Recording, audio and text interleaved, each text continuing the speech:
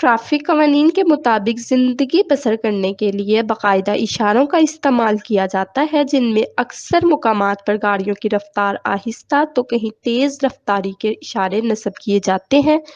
Traffic قوانین گاڑیوں کو ایک خاص مقام پر رکنے یا اس کے برعکس کسی جگہ گاڑی کو کھڑا کرنے سے منع کرنے کا اشارہ بھی اہمیت کا حامل ہوتا ہے۔ ڈرائیور حضرات کی قوانین کے مطابق رہنمائی کے لیے ہر مقام پر نصب اشارے نظر آئیں گے۔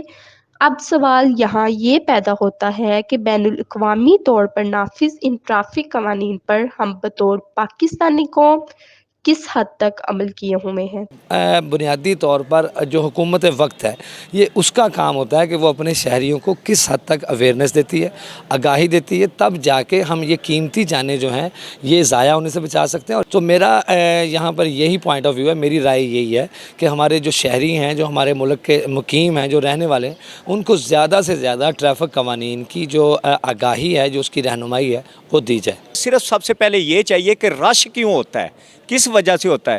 جو ہماری قوم ایک 3 سیکنڈ کے لیے یا 30 سیکنڈ کے لیے ایک اشارے پر کھڑی نہیں ہو سکتی یا کسی قانون پہ وہ عمل درآمد نہیں کر سکتی، تو اس قوم کے لیے کیا کہنا ہے؟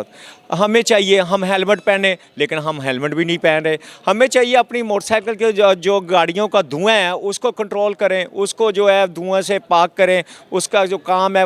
ہم ایسے ہی اپنی گاڑیاں جو ہے نا وہ لیے پھرتے ہیں اور لوگوں کا کچھ خبر نہیں ہمیں کہ کسی کو کیا ہوتا۔ ٹریفک حادثات کے نتیجے میں ہونے والی زندگی بھر کی معذوری یا اموات اس خاندان کے لیے کس صدمے کا باعث بنتی ہیں، اس بارے میں تو وہی متاثرہ خاندان سے بہتر کوئی نہیں جانتا۔